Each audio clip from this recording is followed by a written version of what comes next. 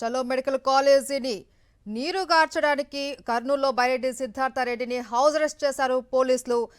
ఈ నేపథ్యంలో అక్కడికి భారీ ఎత్తున కార్యకర్తలు కూడా చేరుకున్నట్లు తెలుస్తుంది. అక్కడి నుంచి మరిన్ని డీటెయిల్స్ మా ప్రతినిధి లోకేష్ అందిస్తారు. లోకేష్, మహేశ్వరి చలో మెడికల్ కాలేజ్ కార్యక్రమాన్ని పోలీసులు అడుగడుగునా అడ్డుకుంటున్న పరిస్థితి కనపడుతుంది. నంద్యాల జిల్లా చూసుకున్నట్లయితే ఎవరు కూడా ఏ నాయకుడు కూడా ఈ యొక్క చలో మెడికల్ కార్యక్రమంలో పాల్గొనకూడదంటూ ఆంక్షలు విధిస్తున్న పరిస్థితి కనపడుతుంది. వారికి నోటీసులు ఇస్తున్నారు. బైరెడ్డి సిద్ధార్థరెడ్డి నివాసానికి ఉదయాన్నే పోలీసులు చేరుకొని అతన్ని హౌస్ అరెస్ట్ చేస్తున్నామంటూ పోలీసులు కూడా నోటీసులు ఇవ్వడం జరిగింది. ఈ అంశంపై మాట్లాడేందుకు బైరెడ్డి ఉన్నారు, వారితో మాట్లాడదాం. ఎట్లా చూడొచ్చు అంటారు? ఈరోజు చూసుకున్నట్లయితే ప్రైవేటీకరణ చేయడం అనేది ఈ యొక్క పేద విద్యార్థులకు కావచ్చు, సామాన్య ప్రజలకు కావచ్చు తీవ్ర అన్యాయం చేసినది. దీన్ని ప్రశ్నిస్తున్నందుకు మీకు ఇటువంటి అడ్డంకులు చేస్తున్నారంటారా? అంతే కదా. ఇప్పుడు ఇంతమంది ప్రజలు కానీ, మెడికల్ విద్యార్థులు కానీ, సామాన్య జనాలు కానీ అందరూ కూడా ఈ ప్రైవేటైజేషన్ అనేదాన్ని, ఈ పీపీపీ మోడల్ అనేదాన్ని కానీ వ్యతిరేకిస్తున్నారు. ఎంత వ్యతిరేకించినా కూడా మేము చేయాలనుకునేది మేము చేస్తామని చెప్పి ఒక నియంతృత్వ ధోరణిలో వాళ్ళు నిన్న కూడా టెండర్స్కి కాల్ చేయడం జరిగింది. నిన్న అసెంబ్లీలో కూడా దీనిపైన మాట్లాడడం జరిగింది. అంటే వాళ్ళ జీవితం అంతా కూడా పేదవాళ్ళకి ఏదో చేయాలా, ప్రభుత్వానికి ఏదో మేలు చేయాలా, ప్రభుత్వానికి ఆదాయం వచ్చేటట్టు చేయాలా అనే ఆలోచన లేకుండా వాళ్ళ సొంత వాళ్ళకి ఏదన్నా మేలు చేయాలా, వాళ్ళ సొంత జోబులు నింపుకోవాలనే ఆలోచన తప్ప వేరేది లేదు. దాంట్లో భాగంగానే ఈరోజు ఈ అరెస్టులు కూడా. ఈరోజు విద్యార్థులకు ఎగ్జామ్ ఉంది కాబట్టి మీకు పర్మిషన్ లేదు అని చెప్పినారు. సరే, విద్యార్థుల ఎగ్జామ్ అయిపోయిన తర్వాతనే మేము వచ్చి మా యొక్క నిరసన కార్యక్రమం తెలుపుతామంటే దానికి కూడా పర్మిషన్ నిరాకరించడం జరిగింది. ఈరోజు అడుగడుగున ఆంక్షలు పెట్టి, బ్యారికేడ్లు పెట్టి, వందల మంది పోలీస్ ఆఫీసర్లను పెట్టి ఎవరిని కూడా మెడికల్ కాలేజ్ దగ్గరికి రాకుండా చేయడం అనేది నిజంగానే చాలా దురదృష్టం. ఈరోజు కాకుంటే రేపు కాకుంటే ఎల్లుండి ఖచ్చితంగా నంద్యాల మెడికల్ కాలేజ్ దగ్గరికి వెళ్ళి అసలు ఒక ఇటుక కూడా పెట్టలేదు జగన్మోహన్ రెడ్డి గారు అన్నారు.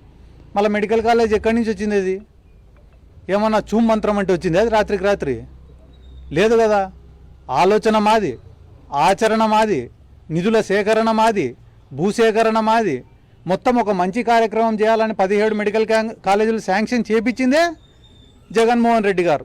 ఆయన 4 టర్ములు ముఖ్యమంత్రిగా ఉండి ఒక్క మెడికల్ కాలేజ్, ఒక్క ప్రభుత్వ మెడికల్ కాలేజ్ కూడా తీసుకొని రాకపోగా జగన్మోహన్ రెడ్డి గారు తలపెట్టిన ఈ మంచి కార్యక్రమాన్ని కూడా ప్రైవేటైజ్ చేయడం అనేది నిజంగానే చాలా దుర్మార్గం.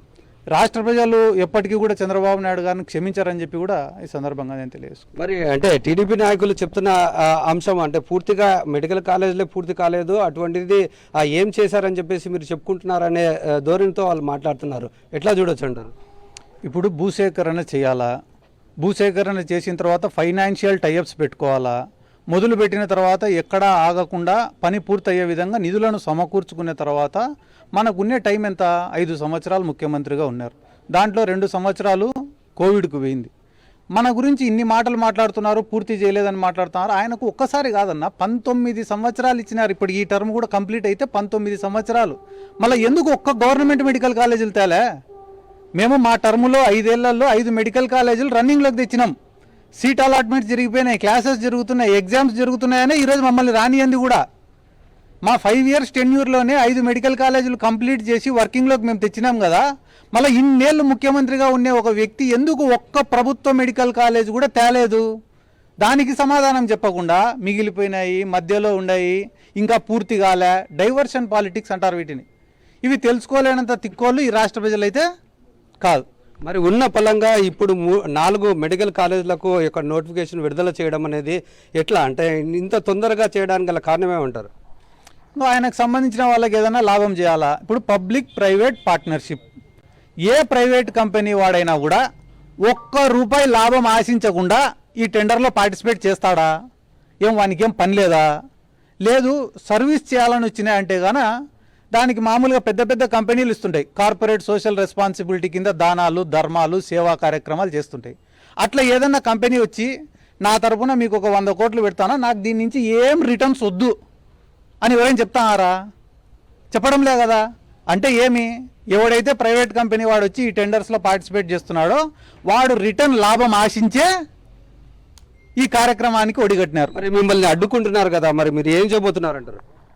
ఈరోజు అడ్డుకున్నారు, మళ్ళీ ఒక వారం తర్వాత పిల్లల ఎగ్జామ్స్ అయిపోయిన తర్వాత రేపు పీపీపీ మోడల్లో వచ్చిన ఆదోని కానీ, మిగతాది మార్కాపురంది కానీ, లేకుంటే పులివెందుల దాని దగ్గరకు కానీ వీటన్ని చోటికి పోమా? మేము ఖచ్చితంగా పోతాం. జగన్మోహన్ రెడ్డి గారు కూడా ఏదో ఒక చోట ఖచ్చితంగా పాల్గొంటా అని చెప్పి చెప్తున్నారు. ఇప్పుడు మనమందరం కూడా ఆలోచించాల్సింది, గమనించాల్సింది ఒకటే విషయం అన్న, ఎందుకు ప్రభుత్వం మెడికల్ కాలేజీలు మీరు వద్దంటున్నారు? నిన్న మొన్న కొంతమంది మాట్లాడినట్టు చూసిన, ప్రభుత్వం దగ్గర అంత నిధులు ఉండవు, మేము హెల్త్ కేర్ సిస్టమ్ని మేనేజ్ చేయలేము కాబట్టి ప్రైవేట్ వాళ్ళకి ఇస్తామంటే, మాది ఒక చేతగాని ప్రభుత్వము, మా దగ్గర డబ్బులు లేవు, ఉన్న ఆ డబ్బులను పేదవాళ్లకు మేము ఖర్చు పెట్టలేము, పేదవాళ్లకు ఈ మెడికల్ కాలేజీల యొక్క ఇన్ఫ్రాస్ట్రక్చర్కి మేము ఖర్చు పెట్టలేము, ఎవడో బయటోడు వచ్చి సాయం చేస్తే తప్ప మేము ఏమీ పీకలేము అని చెప్పి చెప్పినట్లు. ఇది మనం చూసుకున్నట్లయితే మహేశ్వరి ఏదైనా అడ్డుకునే ప్రయత్నం చేసినా కానీ రానున్న రోజుల్లో ఖచ్చితంగా పూర్తి స్థాయిలో అడ్డుకొని తీర్థమంటూ వైఎస్ఆర్సీపీ నాయకులు హెచ్చరిస్తున్న పరిస్థితి